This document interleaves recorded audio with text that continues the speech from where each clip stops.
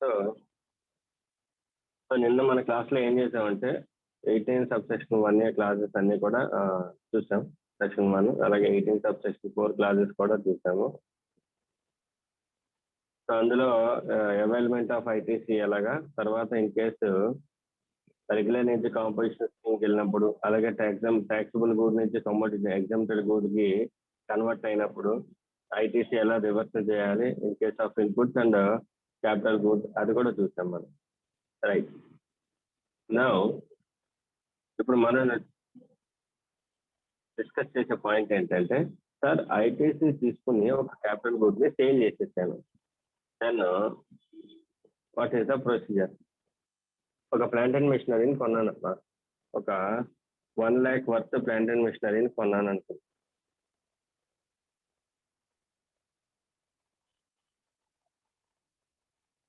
Okay, కొన్నప్పుడు latest GST ఒక 10,000 పడింది అనుకో.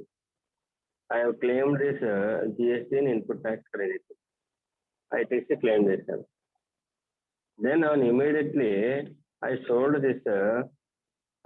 This plant and machinery.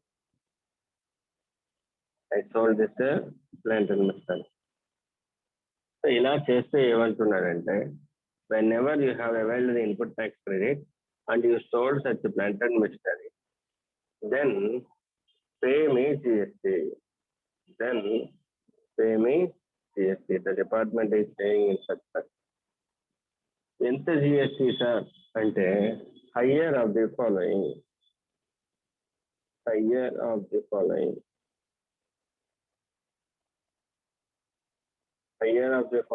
of first one, ITC actually taken on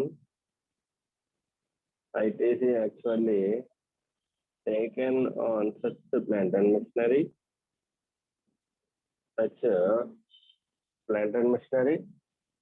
and next an amount equal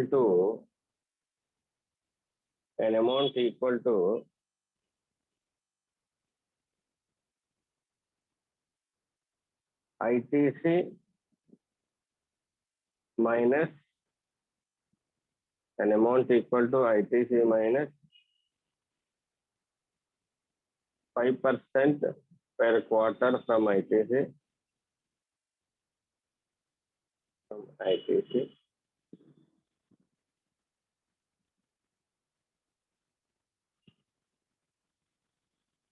Or third one, tax on outward supply. The tax on transaction value. The tax on transaction value of such a plant and machinery or capital good, whatever it may be.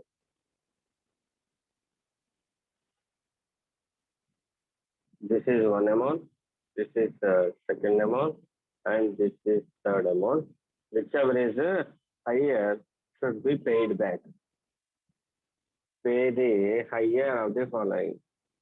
ఏమన్నాడంటే, sir నువ్వు ఒక plant and machinery కానీ ఒక capital good కానీ కొన్నాం, దాని మీద input tax credit claim చేసుకున్నాం జిఎస్టీ లెక్చర్లో. వెంటనే ఆ అసెట్ని సేల్ చేసేస్తావు అంటే నువ్వు బిజినెస్ పర్పస్కి చాలా షార్ట్ టర్మ్ కింద వాడావు. ఓకే, సో అటువంటిప్పుడు నేను ఏం చేయమంటాడంటే, నథింగ్ బట్ అదొక పర్చేజ్ సప్లై లాంటిదే కాబట్టి నేను ఏమంటానంటే, నువ్వు ఈ 3 వాల్యూస్లో ఏదో ఒకటి క్యాలిక్యులేట్ చేసి ఈ 3 వాల్యూస్లో ఏదైతే హైయెస్ట్ అమౌంట్ వస్తుందో అది నీ అవుట్పుట్ సప్లై కింద డిక్లేర్ చేయమని చెప్తున్నాడు, అవుట్పుట్ ట్యాక్స్ లయబిలిటీకి యాడ్ చేయమని చెప్తున్నాడు. అప్పుడు ఏమవుతుంది, ఇది అవుట్పుట్ ట్యాక్స్ లయబిలిటీకి యాడ్ అవుతుంది. ప్రీవియస్గా నేను ఇన్పుట్ తీసుకున్నాను, అది ఆఫ్ అవుతుంది. అర్థమైందా? సో ఏంటి సార్ ఆ వాల్యూస్ ఏంటంటే, ఫస్ట్ ఆఫ్ ఆల్ నువ్వు ఇన్పుట్ తీసుకున్నావు కదా, ఆ input actual value 1000.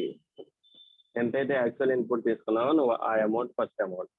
Second amount ఏంటంటే, మనకి తెలుసు కదమ్మా, అసెట్ కొన్నప్పటి నుంచి అసెట్ సేల్ చేసిన వరకు, from the date of invoice to the date of sale వరకు ఎంతైతే టైం పీరియడ్ ఉందో దానికి నెంబర్ ఆఫ్ క్వార్టర్స్ లాగా డివైడ్ చేసి 5% పెర్ క్వార్టర్ని రెడ్యూస్ చేయమని చెప్తున్నాడు. రెడ్యూస్ చేసి ఐటీసీలో నుంచి 5% పెర్ క్వార్టర్ రెడ్యూస్ చేసి మైనస్ చేసి రిమైనింగ్ అమౌంట్ని తీసుకో ట్యాక్స్ అమౌంట్. లేదా నువ్వు ఆ అసెట్ని ఎంత ఒక వాల్యూకి సేల్ చేసి ఉంటావుగా, ఎస్ఆర్ నువ్వు ఒక 1 lakh వర్త్ ఉన్న అసెట్ కొన్నావు కదమ్మా.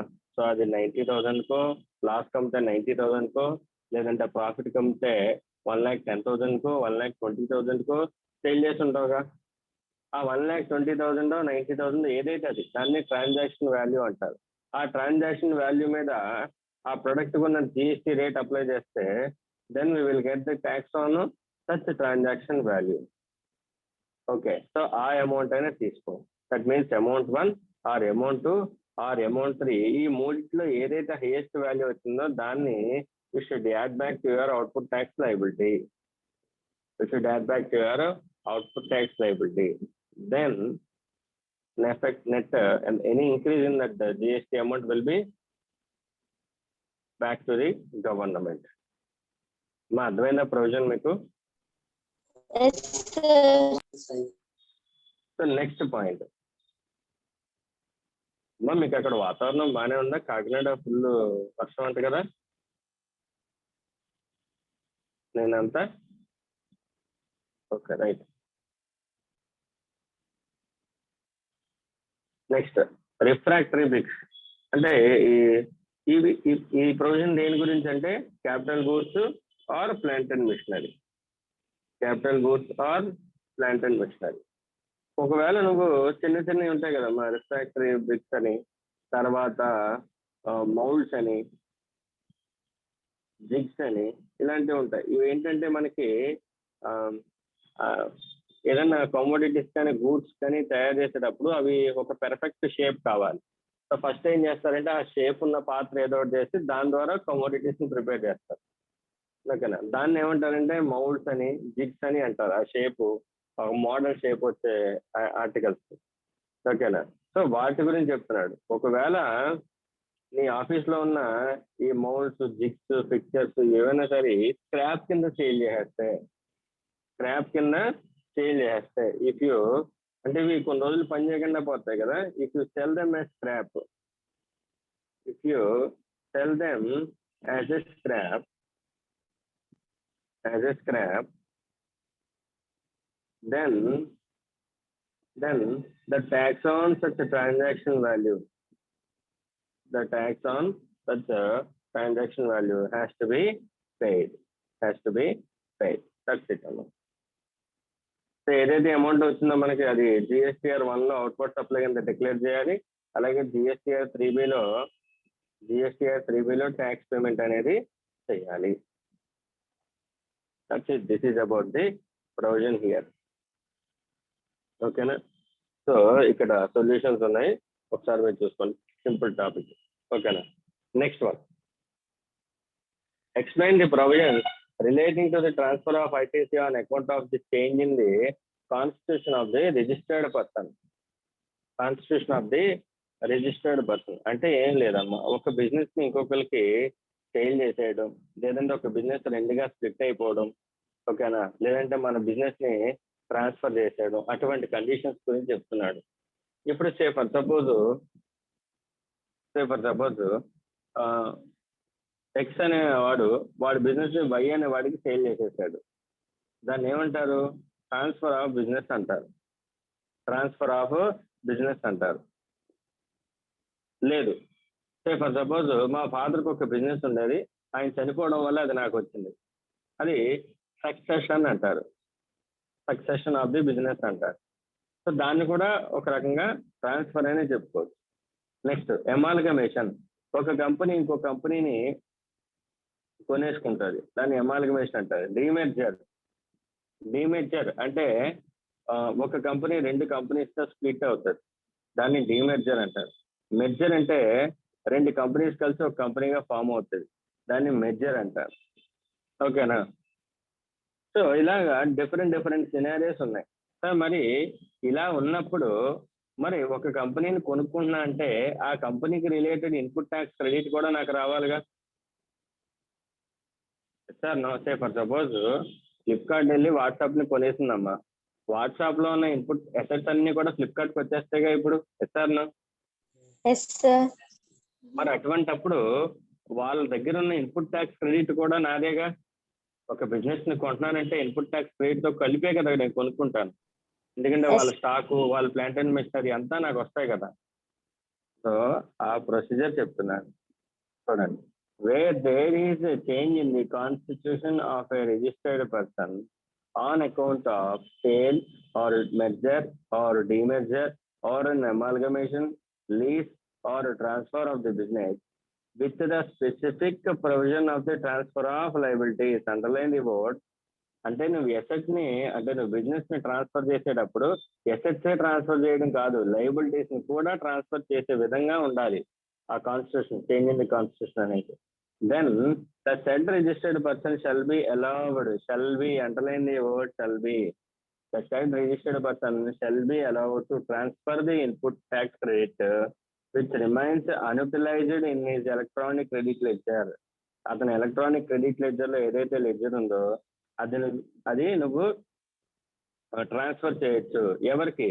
To such sold or merged or demerged or amalgamated or leased are transferred business in such a manner as may be prescribed. Simple గా ఏమంటున్నాడంటే, ఇలా మెర్జర్ కానీ, డిమెర్జర్ కానీ, అమాల్గమేషన్ కానీ, లీజ్ కానీ, ట్రాన్స్ఫర్ కానీ జరిగినప్పుడు ఎవరైతే ట్రాన్స్ఫరార్ ఉన్నాడో, ఎవరైతే ట్రాన్స్ఫరీ ఉన్నాడో, what do you mean by transferor and transferee? Say for suppose x limited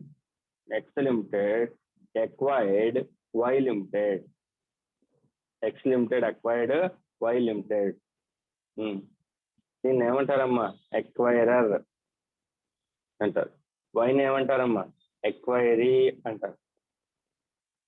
దీన్ని ట్రాన్స్ఫరీ అంటారు. దీన్ని ట్రాన్స్ఫరార్ అని అంటారు.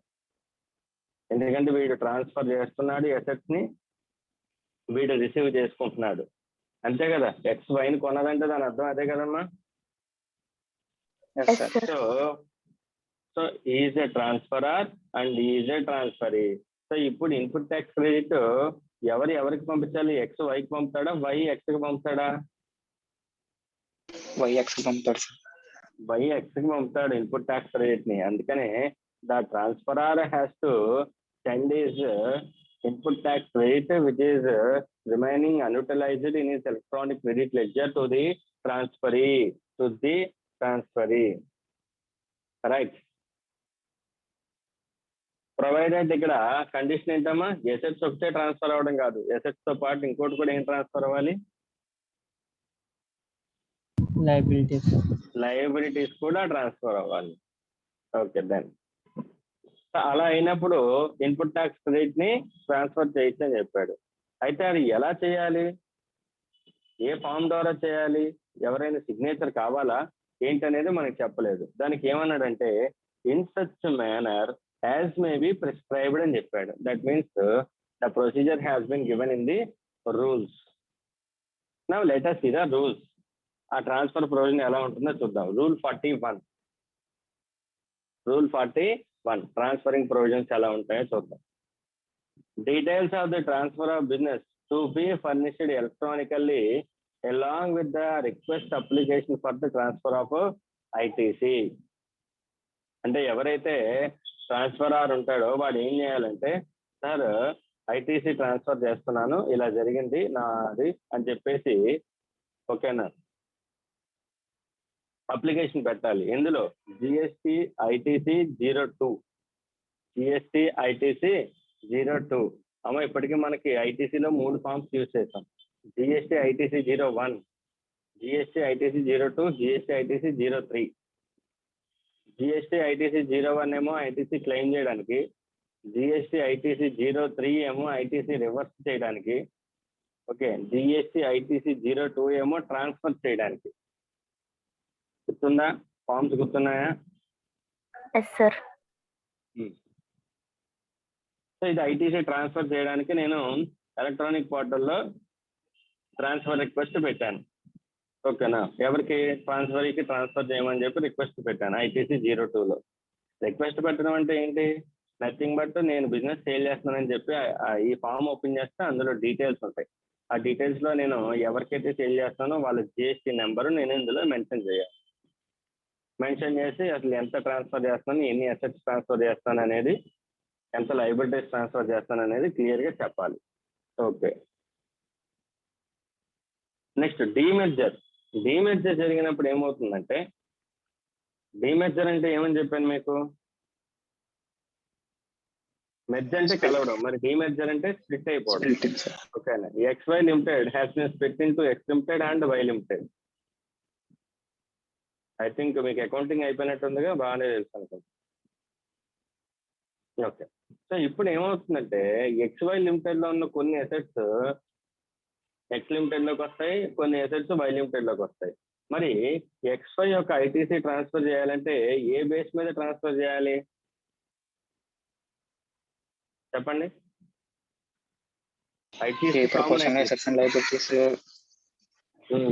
అయితే ఇక్కడ ఎసెట్స్ అండ్ లైబిలిటీస్ అని అనలేదు చూడండమ్మా, ఇక్కడ ఎసెట్స్ అండ్ లైబిలిటీస్ అని అనలేదు, ఓన్లీ ఎసెట్స్ అని చెప్పాడు. In the case of demerger the ITC shall be apportioned in the ratio of the value of assets, value of the assets అంతే. ఫర్ ద పర్పస్ ఆఫ్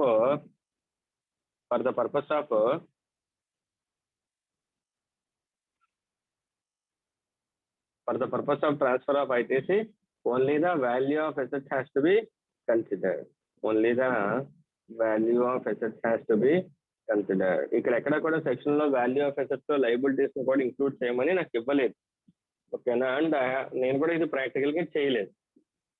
ఓకేనా, చేయాలి demerger అనేది. So value of assets మాత్రమే తీసుకోండి. Okay, next sir ఎవరిదైనా signature కావాలా? Yes, the signature of chartered accountant or a practising cost and management accountant is necessary for the transfer of liabilities. Liabilities transfer చేస్తున్నట్టు మన ఒక certificate ఇవ్వాలి. సరే, ఇవన్నీ ఇచ్చాను, నేను సర్టిఫికెట్ ఇచ్చాను లైబిలిటీస్ ట్రాన్స్ఫర్ అవుతున్నట్టు. అలాగే అతనేమో ట్రాన్స్ఫర్ ఏమో ట్రాన్స్ఫర్ ఏమో ITC GST ITC 02 form submit చేశాడు, బాగానే ఉంది. మరి ఈ రెండు పెట్టిన తర్వాత అవతల పక్క రెసిపియంట్ ఉంటాడు కదా, అతను ఏం చేయాలమ్మా, ఎక్వైరర్ ఏం చేయాలి, ఆ ఫామ్ ని యాక్సెప్ట్ చేయాలి కదా, వాళ్ళ లెడ్జర్ లోకి వెళ్తుంది కదా. Now the transfer details is to be accepted by the transferee. ఓకేనా, అతను ఈ డీటెయిల్స్ అన్ని చూసుకుని అతను యాక్సెప్ట్ చేయాలి. చేసిన తర్వాత ఏం చేయాలి, అతనికి ఏవైతే బుక్స్ ఆఫ్ అకౌంట్స్ లో ఇప్పుడు ఎసెట్స్ కొత్తగా వచ్చినాయి కదా, ఎక్వైరర్ కి ఎసెట్స్ కొత్తగా వచ్చినాయి కదా, ఈ కొత్తగా వచ్చిన ఎసెట్స్ అన్నింటిలో కూడా బుక్స్ ఆఫ్ అకౌంట్స్ లో ప్రాపర్ గా అకౌంటింగ్ చేయాలి. అకౌంటింగ్ అంటే మీకు తెలుసు కదమ్మా, accounting in the case of amalgamation and demerger. అయిందా అకౌంట్స్ మీకు సిలబస్ అయిపోయిందా? Yes, sir. You know the accounting treatment of amalgamation, etc. That I need not to tell you, right? So this is about section 18 subsection 3 read with rule number 41. అంతేనా? 18 subsection 3 కి attached ఏంటి, rule number 41, transfer of ITC. అయితే దీనికి కొంత clarification ఇచ్చాడు చూడండి. ఏంటా clarification అంటే, ఒకవేళ ఫాదర్ కనుక చనిపోతే నాకు సన్ కనుక బిజినెస్ వస్తే ఏంటి, సన్ బిజినెస్ కంటిన్యూ చేయకపోతే ఏంటి? క్వశ్చన్ ఏంటంటే, సే ఫర్ సపోజ్ మా ఫాదర్కి ఒక బిజినెస్ ఉండేది అనుకున్నాం. ఆ బిజినెస్ ఆయన చనిపోయారు సడన్ గా అనుకుందాం. చనిపోయాక నేను ఆ బిజినెస్ ని కంటిన్యూ చేయొచ్చు, ఆప్షన్ 1, ఆర్ ఆ బిజినెస్ ని డిస్కంటిన్యూ చేయొచ్చు. అంతే కదమ్మా. లీగల్ హెయిర్స్ ఎవరైతే ఉన్నారో, the legal hairs of the deceased person may continue the business of the deceased person are may not continue. అటువంటప్పుడు దాని గురించి కొన్ని సిచ్యువేషన్స్ చెప్పేది చూడండి. సో అప్పుడు ఏమంటున్నాడంటే, In the case of continuation of business on the death of sole proprietor, ITC will be transferred. ITC will be transferred. పైన చెప్పిన విధంగా ఇందాక చెప్పుకున్న ప్రొవిజన్ ప్రకారంగా ఒకవేళ మా ఫాదర్ చనిపోవడం వల్ల నాకు ఏదైనా బిజినెస్ వస్తే దెన్ ఆయన పేర్లు ఆయన పాన్ కార్డ్ నెంబర్ వేరే ఉంటుంది, నా పాన్ నెంబర్ వేరే ఉంటుంది. Yes or no? అంతే కదమ్మా. సో అది ట్రాన్స్ఫర్ ఆఫ్ బిజినెస్ అవుతుంది. సో ఏమంటున్నాడంటే నీ ఫాదర్ అకౌంట్ లో ఏదైతే ఐటీసీ ఉందో దాన్ని నువ్వు ఎక్వైర్ చేసుకుని ట్రాన్స్ఫర్ చేసుకోవచ్చు అని చెప్తున్నాడు. ఓకేనా? కాకపోతే ఏంటంటే ఈ ఎవరైతే సన్ ఎక్వైర్ చేశారో, లీగల్ హెయిర్స్ ఎవరైతే ఎక్వైర్ చేశారో వాళ్ళు సెపరేట్ గా రిజిస్ట్రేషన్ తీసుకోవాలి, కొత్త రిజిస్ట్రేషన్. ఎవరైతే ట్రాన్స్ఫర్ చేసేసారో బిజినెస్ వాళ్ళ లైసెన్స్ ఇంక అక్కడితో క్యాన్సిల్ అయిపోతుంది. వీళ్ళు కొత్త లైసెన్స్ అప్లై చేసుకోవాలి. లైసెన్స్ అప్లై చేసుకునేటప్పుడు జిఎస్టీ లైసెన్స్ అప్లై చేయాలంటే ఫామ్ జిఎస్టీ ఆర్ఈజీ 1 అనే ఒక ఫామ్ ని సబ్మిట్ చేయాలి. అందులో మనం ఆర్ఈజీ 1 అంటే రిజిస్ట్రేషన్ కి అప్లై చేస్తున్న ఫామ్ అని అర్థం. ఆ ఫామ్ లో రీజన్ ఫర్ రిజిస్ట్రేషన్ అని ఉంటుంది. ఆ రీజన్ ఫర్ రిజిస్ట్రేషన్ అనే దాంట్లో డెత్ ఆఫ్ ది ప్రొపరేటర్ అనే ఒక రీజన్ ని అక్కడ మెన్షన్ చేయాలి. అంటే ఫర్ సపోజ్ మా ఫాదర్ చనిపోయారమ్మా అనుకున్నాం, ఆయన రిజిస్ట్రేషన్ నేను అప్లై తీసుకునేటప్పుడు ఆయన ఇన్పుట్ నేను తీసుకోవాలి, అదే బిజినెస్ నేను కంటిన్యూ చేస్తానని డిపార్ట్మెంట్కి ఎలా చెప్తానంటే నేను కొత్తగా రిజిస్ట్రేషన్ అప్లై చేస్తా.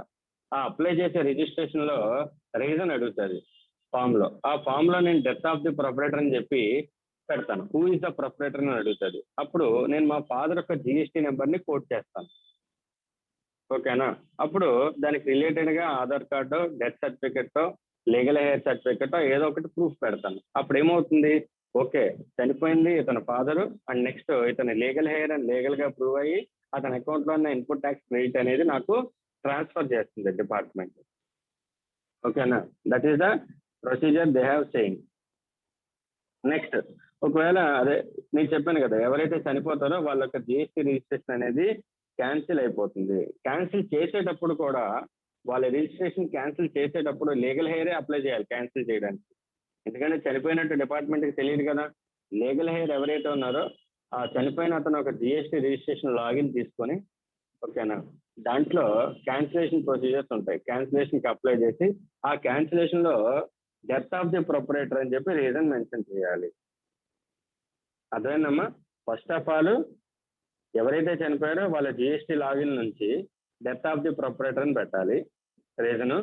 తర్వాత ఎవరైతే లీగల్ హెయిర్ ఉన్నారో వాళ్ళు అప్లై చేసేటప్పుడు డెత్ ఆఫ్ ది ప్రొపరేటర్ అని చెప్పి వాళ్ళ యొక్క జిఎస్టీ నెంబర్ ఇక్కడ మెన్షన్ చేయాలి. ఓకే. క్యాన్సిలేషన్ కి form GST REG 16, form GST REG 16 అంటే సుమారుగా రిజిస్ట్రేషన్ లో సుమారుగా 16 అంతకు పైన ఫామ్స్ ఉన్నాయి. ఓకేనా? Right, this is the provision. Next sir, మరి ఫర్ సపోజ్ మా ఫాదర్ చనిపోయారు, ఆయన బిజినెస్ నేను తీసుకున్నాను, అయితే ఆయన ఉండంగా ట్యాక్స్ కట్టలేదని చెప్పి ఆయనకి ఒక నోటీస్ వచ్చింది. ఓకేనా? యాక్చువల్గా మా ఫాదర్ ఉంటే ఆ నోటీస్లో ఉన్న ట్యాక్స్ పేమెంట్కి ఎవరిది లైబిలిటీ? మా ఫాదర్ది అవుతుందా, నాది అవుతుందా? ఫాదర్ది సార్. ఫాదర్ది అవుతుంది. కానీ ఇక్కడ ఆయన చనిపోవడం, దాని తర్వాత నేను ఆ బిజినెస్ ని ఎక్వైర్ చేయడం వల్ల ఇప్పుడు డిపార్ట్మెంట్ ఏమంటున్నారంటే ఒకవేళ ఇన్ కేసు నీకు ఆ బిజినెస్ గిఫ్ట్ ద్వారా కానీ, సేల్ ద్వారా కానీ, లైసెన్స్ ద్వారా కానీ, హైర్ ద్వారా కానీ ఆర్ ఎనీ అదర్ మేనర్ నువ్వు ఆ బిజినెస్ ని కనుక ఎక్వైర్ చేసుకుంటే నీకు ఎవరైతే ట్రాన్స్ఫర్ చేశారో వాళ్ళ లైబిలిటీస్ కి నువ్వు కూడా బాధ్యుడు అవుతావు అని చెప్తున్నాడు. నువ్వు కూడా బాధ్యుడు అవుతావు అంటే ఏంటి? ప్రీవియస్ ఓనర్ చేసిన లైబిలిటీకి now I'm also jointly and severally liable. Jointly and severally liable. Department కట్టాల్సిన లేట్ ఫీజు కానీ, డ్యూస్ కానీ, లైబిలిటీస్ కానీ ఏదైనా సరే నేను కూడా లయబుల్ అవుతాను. అర్థమైందమ్మా point? Yes sir. Next ITC credit ఎలా ట్రాన్స్ఫర్ అవుతుంది? ఇందాక మీకు చెప్పాను కదా, ఐటీసీ క్రెడిట్ ఎలా ట్రాన్స్ఫర్ అవుతుంది? ట్రాన్స్ఫరా నుంచి ట్రాన్స్ఫర్కి ఏ ఫామ్ ద్వారా? GST ITC 02. ఇందులో కూడా అంతే. Death of the transfer operator అయినా సరే ఫామ్ జిఎస్టీ ఐటీసీ 02కి ద్వారా ట్రాన్స్ఫర్ అవుతుంది. ఓకేనా? So this is about the concept. Okay, next topic rule 41A, transfer of ITC, rule number 41A.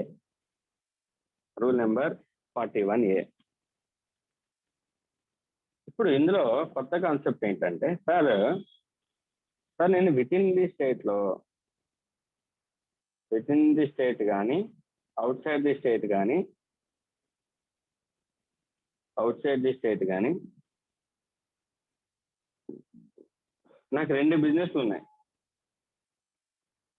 కాకినాడలో ఒక బిజినెస్, రాజమండ్రిలో ఒక బిజినెస్. సెపరేట్ రిజిస్ట్రేషన్ తీసుకున్నాను. ఈ కేసులో ఏంటంటే కాకినాడలో ఒకటి, హైదరాబాద్లో ఒక రిజిస్ట్రేషన్ ఉంది.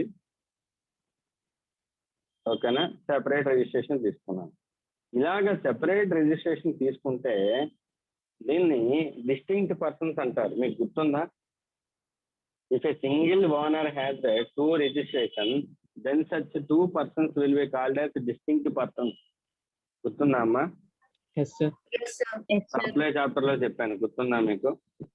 ఇలా ఉంటే నేను ఏం చేశానంటే ఇది కొత్తగా పెట్టాను, ఇది న్యూగా, ఇది ఓల్డ్, ఇది న్యూ, కొత్తగా పెట్టాను, కొత్తగా రిజిస్ట్రేషన్ తీసుకున్నాను.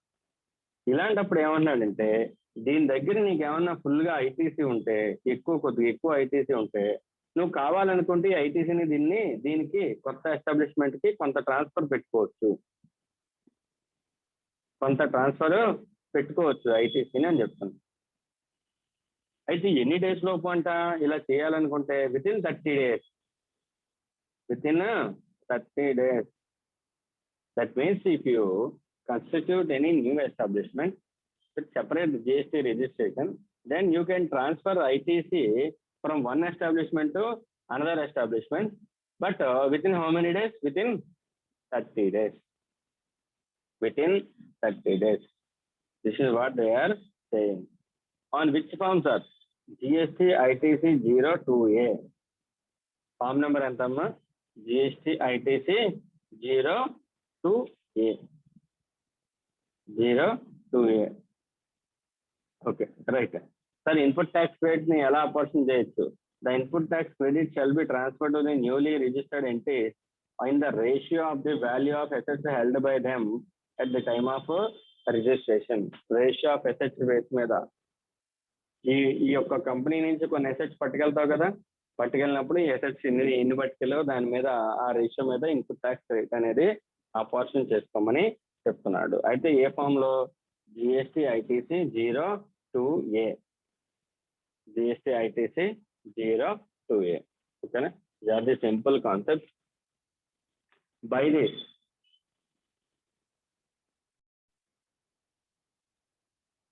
Before starting the chapter,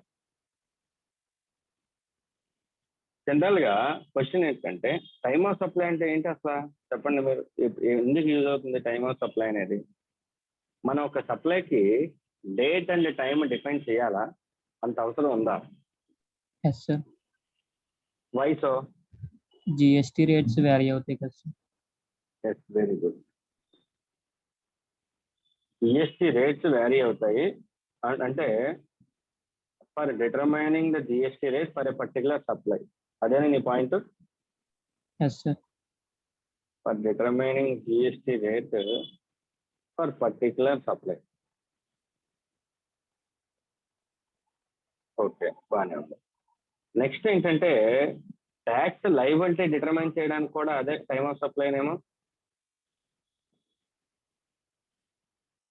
for the determination of tax liability.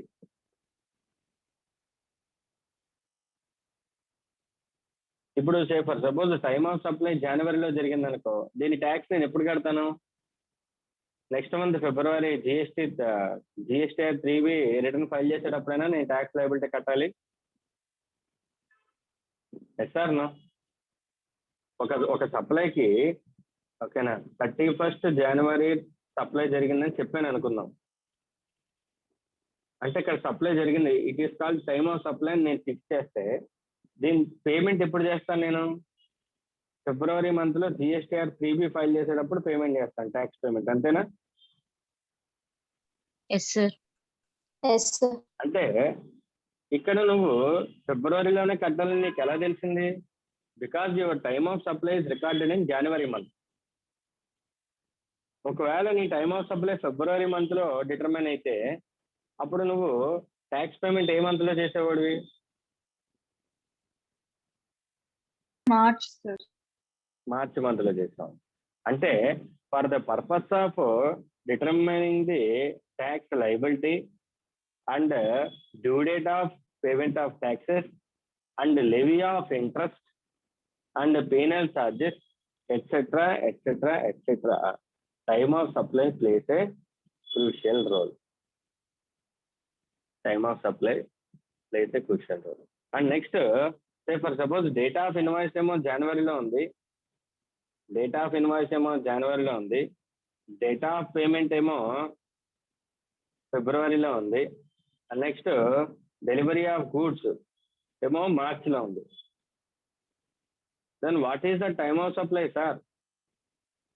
ఇక్కడ నువ్వు టైమ్ ఆఫ్ సప్లై ప్రొవిజన్స్ చెప్పలేదనుకో, ఏ మంత్ లో తీసుకోవాలని ఒక పర్టికులర్ రూల్ లేదనుకో, ఒక ట్యాక్స్ పేయర్ మార్చ్ తీసుకుంటాడు, ఒక ట్యాక్స్ పేయర్ జనవరి తీసుకుంటాడు, ఒక ట్యాక్స్ పేయర్ ఫిబ్రవరి తీసుకుంటాడు.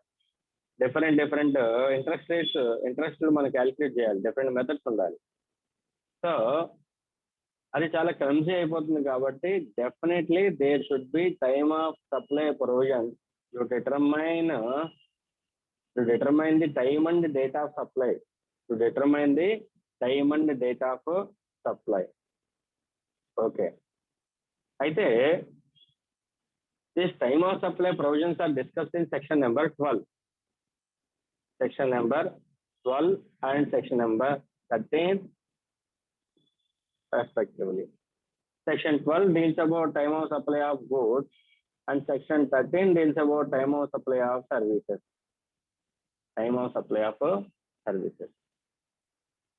Section 10 ఏమో, section 9 ఏమో regular scheme of GST registration, section 10 ఏమో composition, section 11 exemption, section 12 time of supply, 13 time of supply, and next 14 also time of supply, 15 value of supply, section 16 ఏమో input tax credit provision, section 16, 17, 18. మా line గుర్తున్న sections. Next, so ఇప్పుడు నా point ఏంటంటే, so time of supply determination అనేది that important. Okay, నా general question ఏంటంటే, మామూలుగా ఒక సప్లై చేశాను అనుకుందాం, what is the time limit for issuance of invoice? What is the time to raise an invoice? ఒక ఇన్వాయిస్ నేను ఎప్పుడు రైజ్ చేయాలి అది నా క్వశ్చన్. మీరు చెప్పండి అమ్మా. ఇప్పుడు ఫర్ సపోజ్ నాది ఒక కిరాణా షాప్ అనుకుందాం, ఇన్వాయిస్ నేను ఎప్పుడు రైజ్ చేయాలి? గూడ్స్ ఇచ్చే ముందా, ఇచ్చిన తర్వాత ఒక నెల తర్వాత, ఏంటి, ఎప్పుడు? జనరల్ సినారియోలో ఒక సప్లై నేను చేశాను అనుకుందాం, ఒకరికి నేను గూడ్స్ అమ్మాను, ఓకేనా? ఎప్పుడు ఇన్వాయిస్ రైజ్ చేయాలి? మీరు ఒక షాప్కి వెళ్ళారు, ఓకే, మీరు ఒక షాప్కి వెళ్ళినప్పుడు మీకు ఇన్వాయిస్ ఎప్పుడు ఇస్తారు? గూడ్స్ పర్చేస్ చేసిన వెంటనే మీకు ఇన్వాయిస్ ఇస్తారా? లేదంటే ఇంటికి వెళ్ళిపోయిన తర్వాత ఒక నెల రోజుల తర్వాత మీకు ఇన్వాయిస్ కొరియర్లో వస్తుందా? లేదంటే ఒక నెల రోజుల తర్వాత షాప్ తీసుకోమని చెప్తాడా? పర్చేస్ చేసిన వెంటనే మీకు ఇన్వాయిస్ ఇస్తారు, రైట్? ఇప్పుడు ఇంకో question,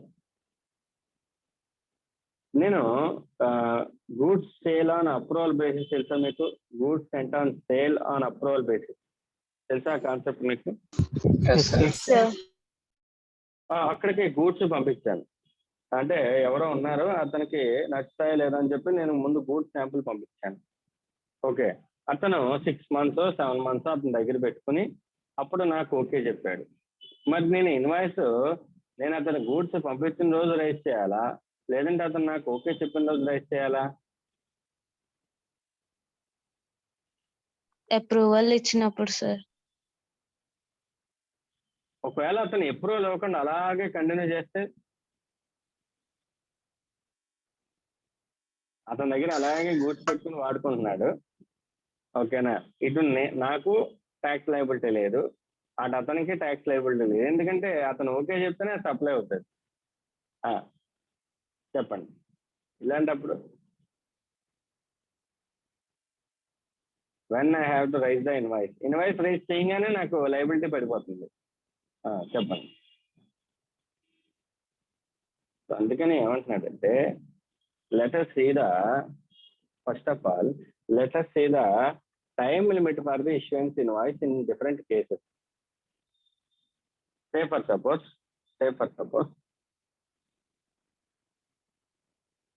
if you are selling goods, okay, goods requires movement.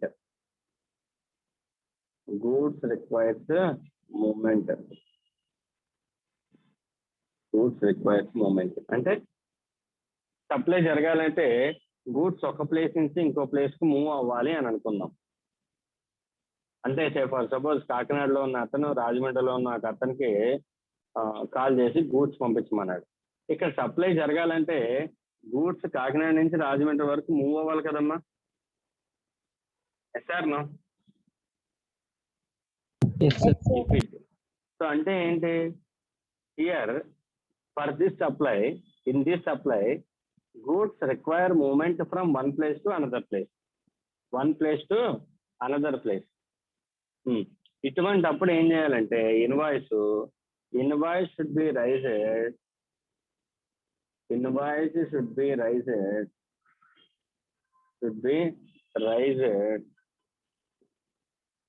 before or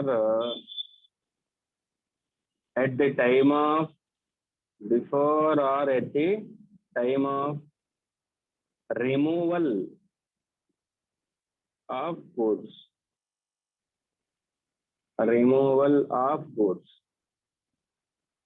ఎప్పుడమ్మా ఒకవేళ గూడ్స్ రిక్వైర్ మూవ్మెంట్ అయితే దెన్ ఎప్పటిలోపు ఇన్వాయిస్ రైజ్ చేయాలి? Invoice should be raised before or at the time of removal of goods for the supply. అంటే nothing but goods ఎప్పుడైతే కాకినాడ నుంచి start అవుతున్నాయో అప్పుడు కానీ అంతకు ముందే కానీ ఇన్వాయిస్ అనేది రైజ్ చేసేయాలి. అర్థమైనా పాయింట్? అర్థమైనమ్మా? Yes, sir. Right. Second case, కొన్ని సినారియోలు అసలు గూడ్స్ మూవ్ చేయాల్సిన అవసరం లేదు. ఇప్పుడు నీ దగ్గర షాప్కి వచ్చి ఒకటి కొనుక్కుంటున్నాడమ్మా, కొనుక్కోగానే ఇంకా అక్కడ మూమెంట్ ఏం అవసరం లేదు. గూడ్స్ అంటే ఒక ప్లేస్ నుంచి వేరే ప్లేస్కి షాప్ దగ్గరే సప్లై జరుగుతుంది. That means goods not require moment.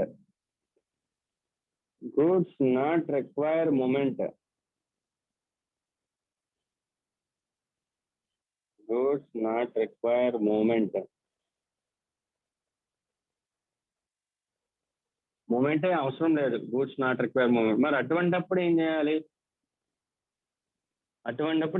అంటే invoice should be raised at the time of making available to the supplier. Invoice should be raised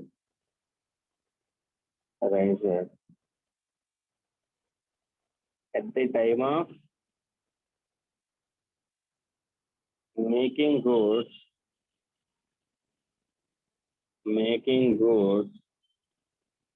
available to the recipient.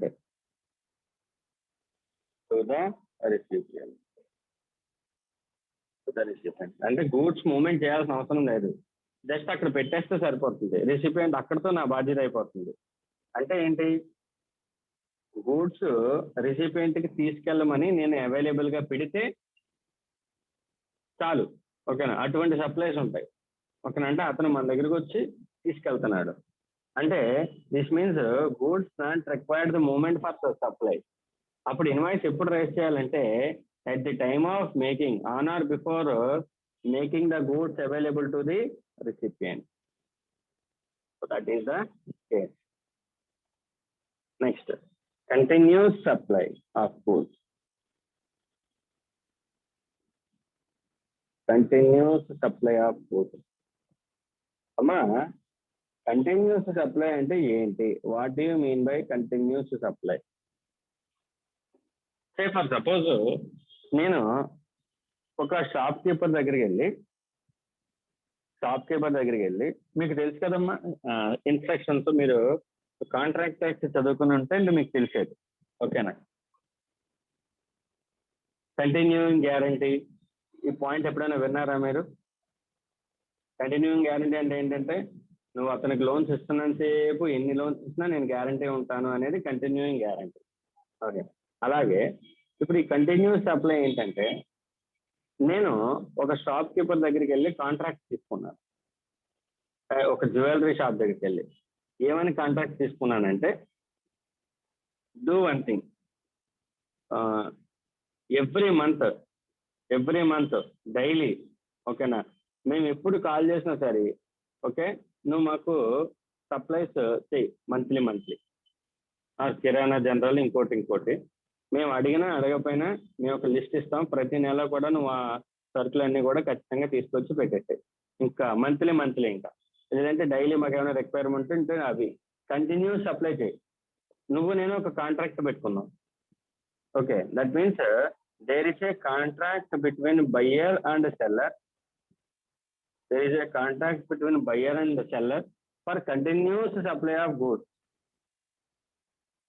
For continuous supply. Okay. Sir మరి bill payment ఎప్పుడు? ఓ పని చేయి, నువ్వేం చేస్తావంటే monthly కానీ ఏదైనా twice of month కానీ లేదంటే క్వార్టర్లీ కానీ నీ ఇష్టం, ఏదైనా ఒక టైం పీరియడ్ పెట్టు. నువ్వు మంత్లీ సక్సెస్ స్టేట్మెంట్స్, మంత్లీ నాకు స్టేట్మెంట్ పంపించు. ఆ స్టేట్మెంట్ ప్రకారం నేను మంత్లీ 5వ తారీఖున లేదంటే 7వ తారీఖున నేను పేమెంట్ చేసేస్తాను. ఓకేనా? నువ్వు కంటిన్యూస్గా గూడ్స్ పంపుతూ ఉండు, నాకు మంత్లీ స్టేట్మెంట్స్ రైట్ చేయి, నేను మంత్లీ పేమెంట్ చేస్తాను. ఓకే, ఇది మన ఇద్దరి మధ్య కాంట్రాక్ట్. ఓకే, సో మరి అర్థమైందమ్మా కంటిన్యూస్ సప్లై అంటే ఏంటో? ఇలా ఉన్నప్పుడు ఇన్వాయిస్ ఎప్పుడు రైజ్ చేయాలి?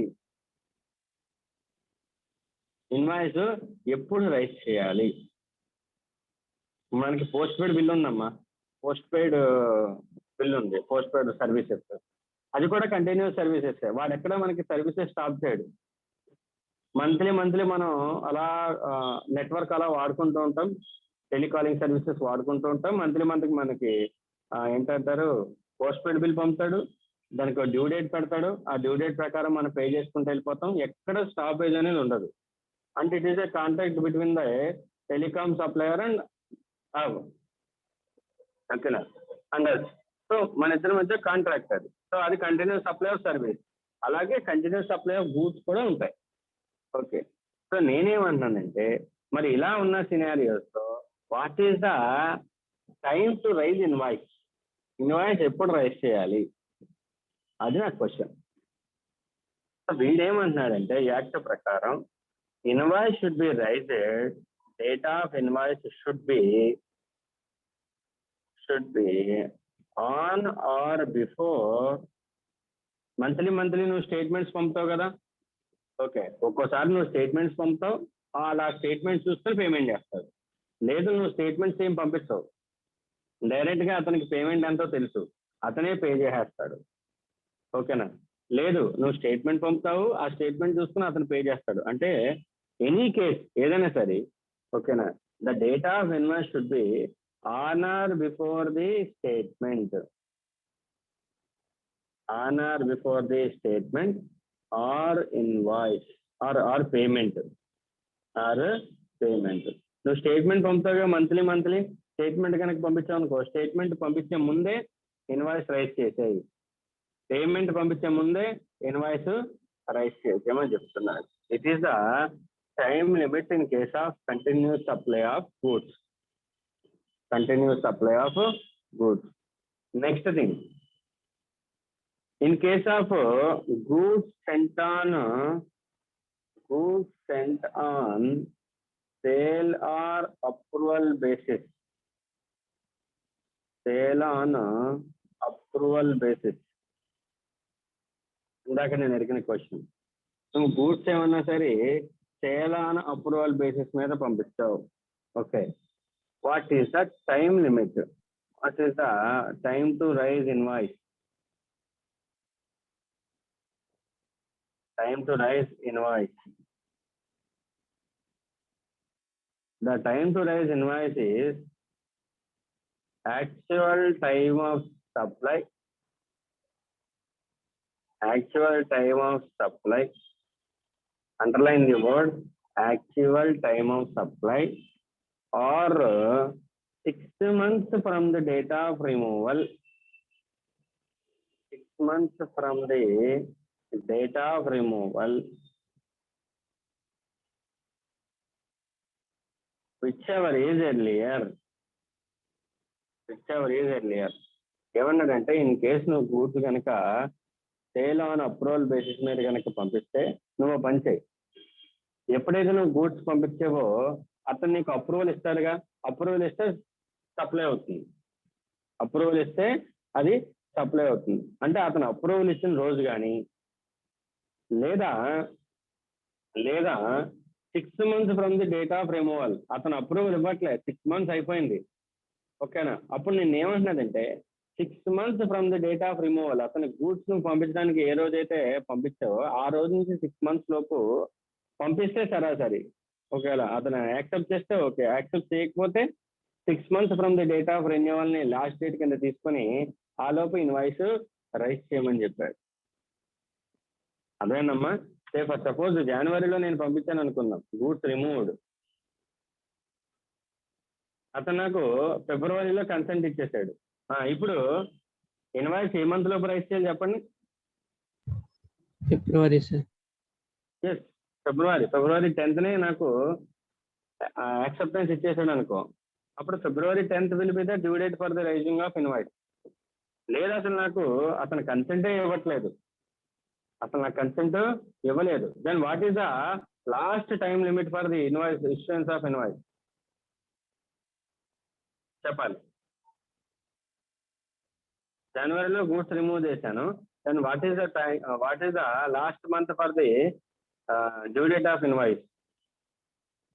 June sir. June. 6 months. Date తర్వాత క్యాల్కులేట్ చేసుకోవచ్చు, బట్ అండర్స్టాండ్ ది కాన్సెప్ట్. అర్థమైందమ్మా?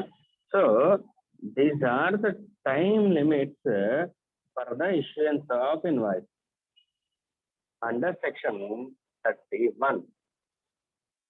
Under section 31.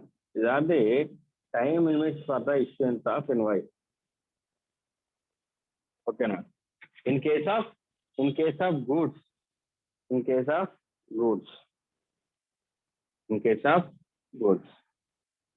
ఎప్పుడెప్పుడు చెప్పండి అమ్మా. ఒకవేళ గూడ్స్ కి మూమెంట్ రిక్వైర్ అయితే ఎప్పుడు invoice due date?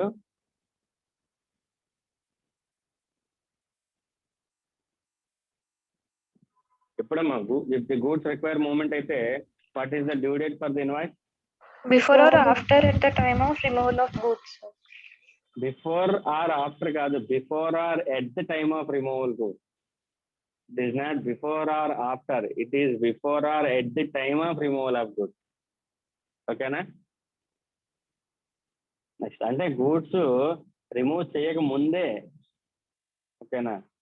Next in case good not require movement అయితే ఎప్పుడు due date?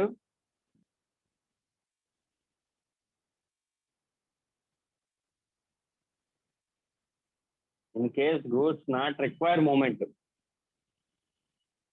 what is the due date? Time of making goods available to the recipient. Right. Sir, provisions చూడండి. The time limit for the issuance of invoice is as under. Time limit for the issuance of invoice in case of supplier of goods. Section 31.